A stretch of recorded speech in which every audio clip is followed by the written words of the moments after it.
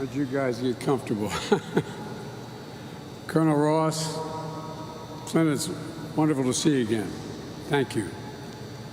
When our paths last crossed, as Jill said, you were serving in the White House. And I never thought we'd be standing here today doing what we're doing today. And Chief Master Sergeant Peterson, thank you, and to all members of your team who helped put this visit together today. It means a lot to Jill and me.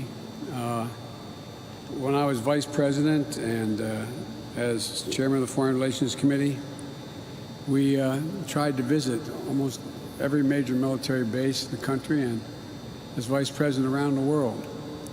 And you are, simply stated, you are the backbone of the country.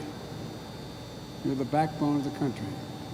And although our son, Bo, was the Attorney General of the state of Delaware and had spent 9 months in Kosovo trying to, as Assistant U.S. Attorney, trying to set up their criminal justice system. I might say I can do this with the military. I'm going to brag about him a little bit. He's the only foreigner to have a war memorial erected to him in Kosovo, just below Fort Bonsteel, and the highway, the first highway they built, named after him, the Joseph R. Bo Biden Memorial Highway. And he was proud as hell of his work. But then he decided that he had contracted exposure to a virus when he was in Kosovo and in Turkey as a civilian, and he came back with a problem. But he kept going to Walter Reed. I couldn't understand why. They finally found, it's called ankylosing spondylitis. They finally found a cure, prevented him from having what they call bamboo spine. But he kept going back. I couldn't understand why. I thought I knew why. But Gov, he went back because he was trying to get an exemption to be able to join the United States Army. He was a sitting Attorney General, and as all my colleagues, the Governor and Bobby Scott and Congresswoman, they all know, is that when you do that, he joined the National Guard. And his unit deployed, and he wanted to deploy to Iraq with them. So he literally had to give up his seat temporarily. He could not have any business done, as you National Guard folks know. You can't do any business with the state if, in fact, you're now federal property. And so he gave up the seat and had the courage to appoint the fellow who had been the Republican Attorney General as Attorney General while he went. The proudest thing he ever did. Proudest thing he ever did. And he spent a year in Iraq, and it was one of the great honors of his life to do it. Won the Bronze Star, the Conspicuous Service Medal, and other awards, like many of you have.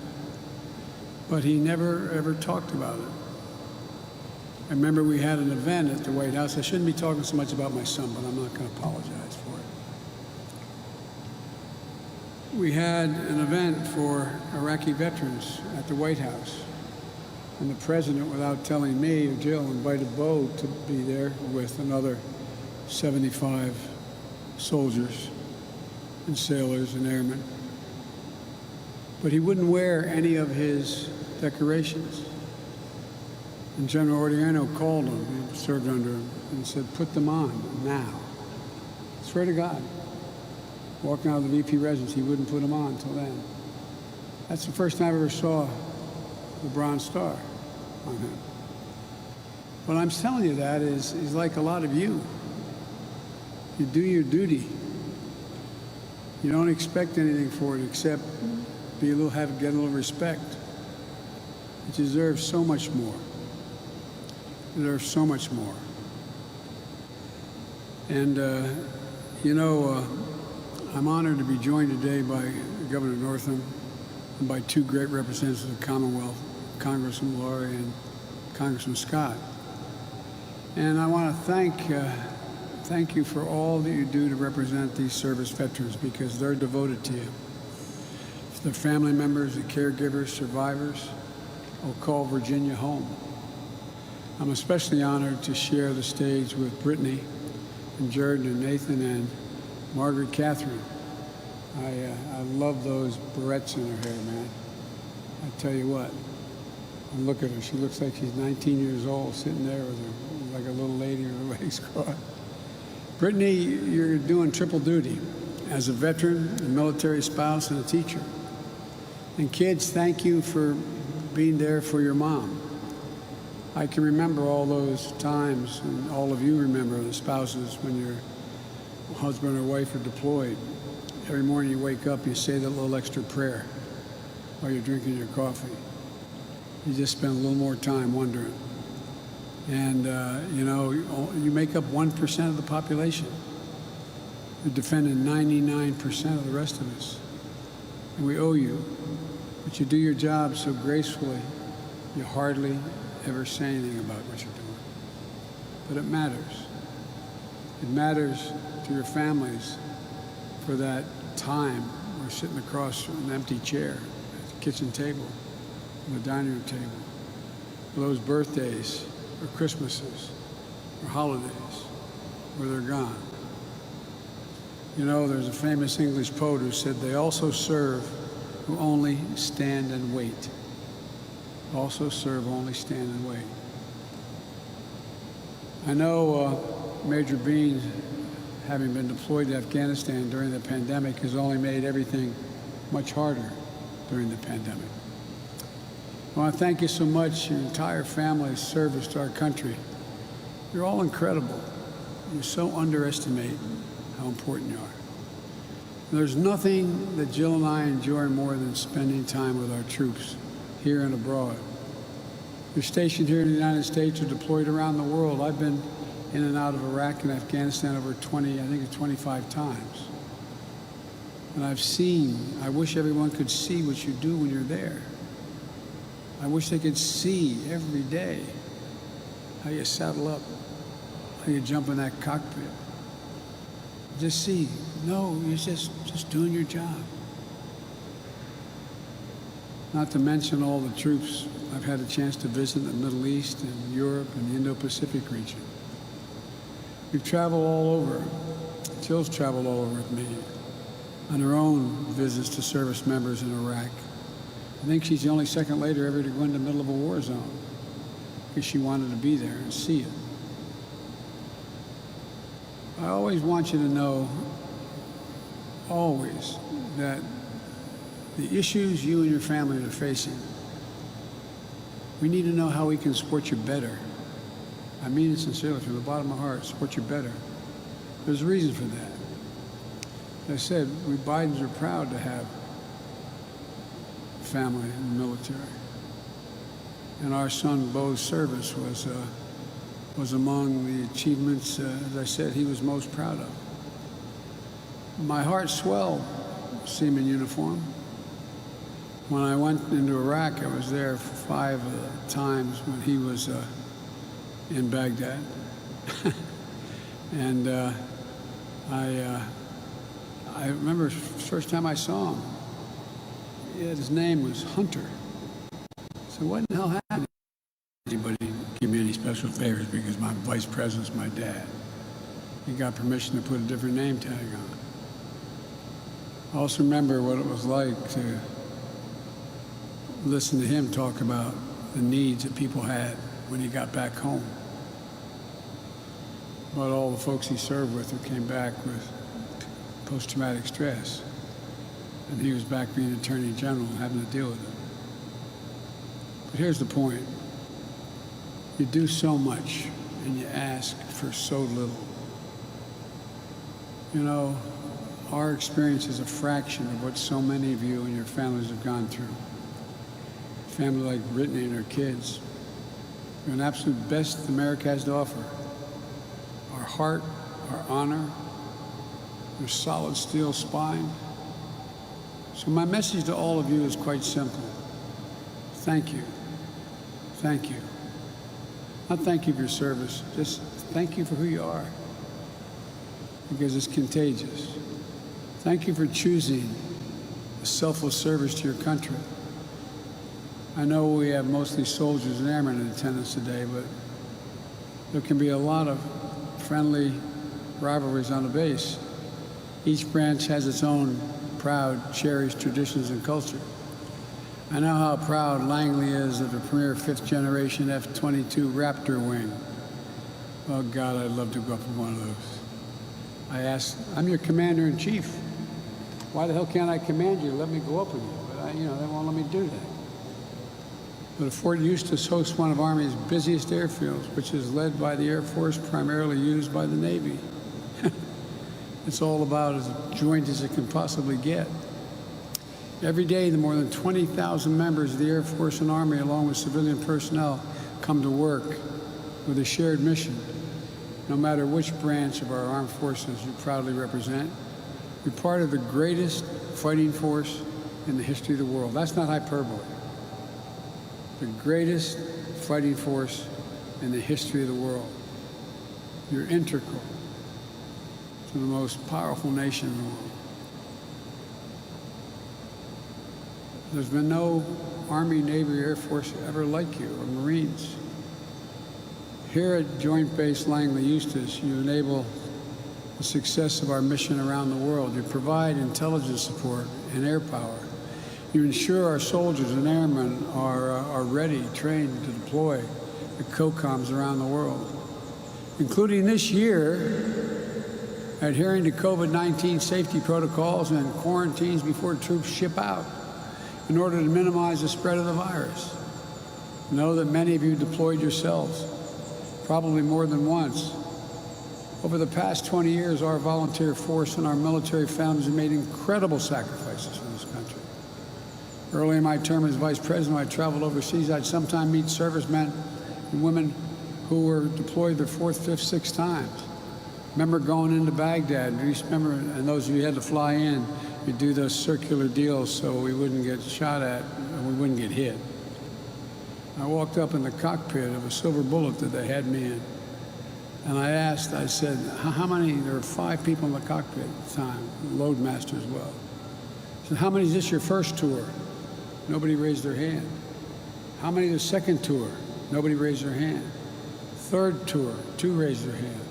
Fourth tour, 2 raised their hand. Fifth tour, 1 raised their hand. No other war have you gone in, served, and got back up again and go back again and again and again. Once,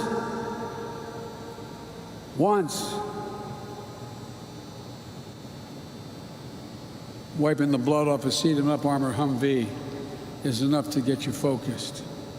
Then to saddle up next time and go back and back again. You're incredible. You're incredible. The country, they owe you, and this time they're more appreciative. In my generation, you didn't come home and get off an airplane in a uniform in an airport coming back from Vietnam. People treat you with respect, but they have no idea the sacrifices you make in theater.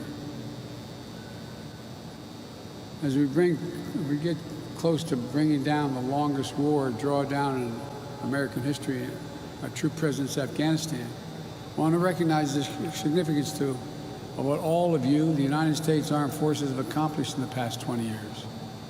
We went to Afghanistan with a clear purpose: to get the people who attacked us on 9/11 and to prevent al-Qaeda from using Afghanistan as a base from which to attack America in the future. We achieved that purpose. You achieved that purpose.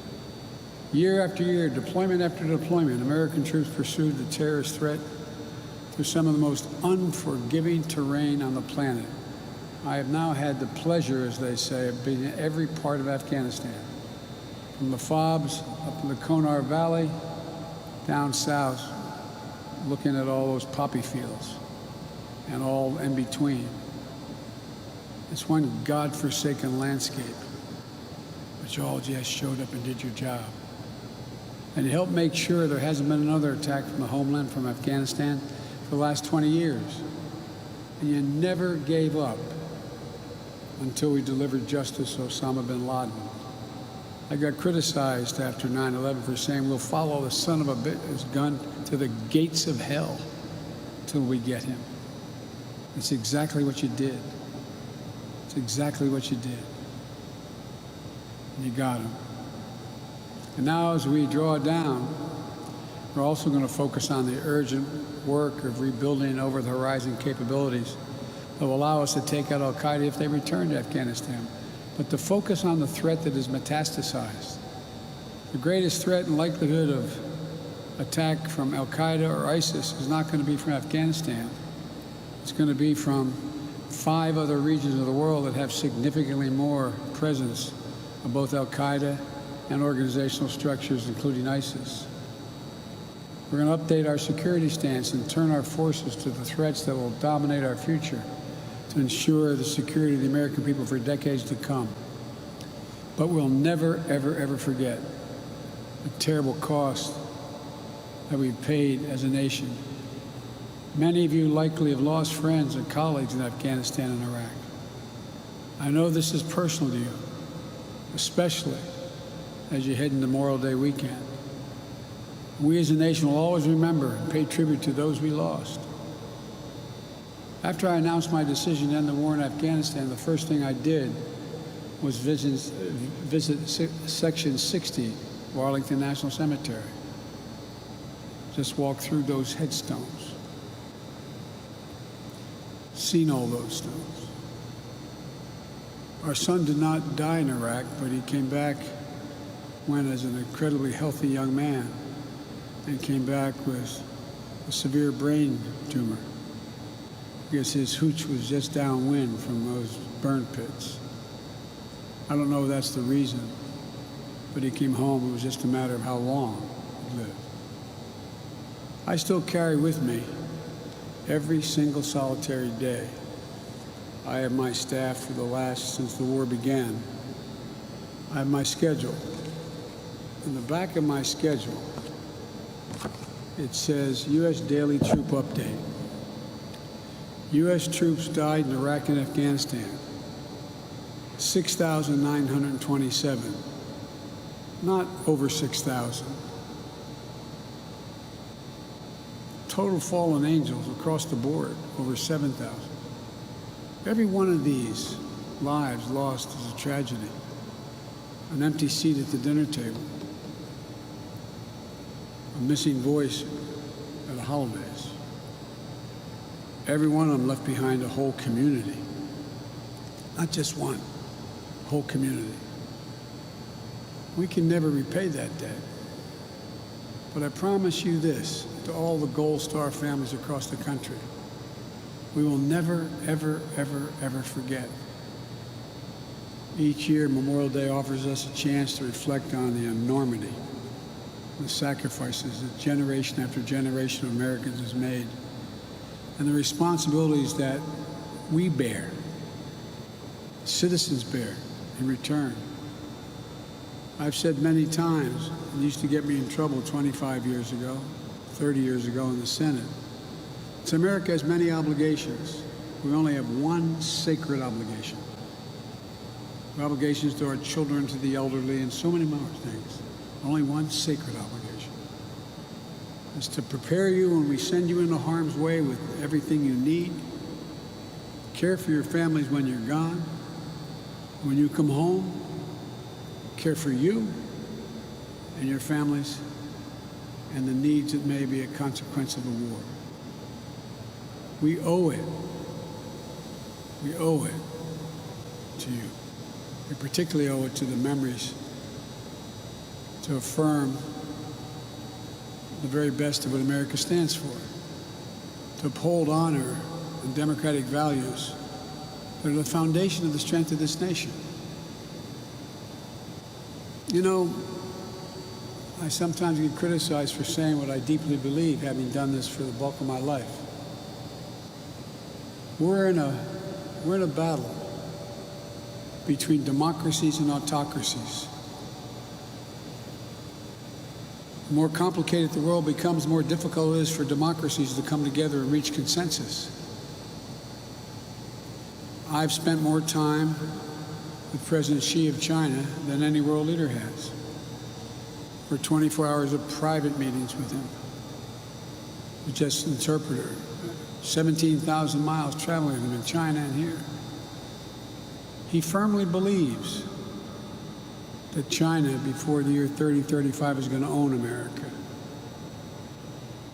because autocracies can make quick decisions. But America is unique. Of all nations in the world, we're the only nation organized based on an idea. Every other nation you can define by their ethnicity, their geography, their religion, except America. America is born out of an idea. We hold these truths to be self-evident, that all men and women are created equal, endowed by their Creator with certain inalienable rights, including life, liberty, etc. None of you get your rights from your government. You get your rights merely because you're a child of God. The government is there to protect those God-given rights. No other government's been based on that notion. No one can defeat us except us. It's an idea that a generation of patriots have fought and died for it and defended. I know that's a conviction that each and every day you all share. That's why you joined up, why you run around danger and duty calls. It's my greatest honor. It should not surprise anybody. It should be anybody's greatest honor in all of life to be able to serve as your commander-in-chief. No greater honor. So thank you. Thank you, thank you, thank you for spending this time with me today. And thank you for your commitment to our country. Because without you, as I said, I'll be end where I began. You are the spine of America. The spine. I can't tell you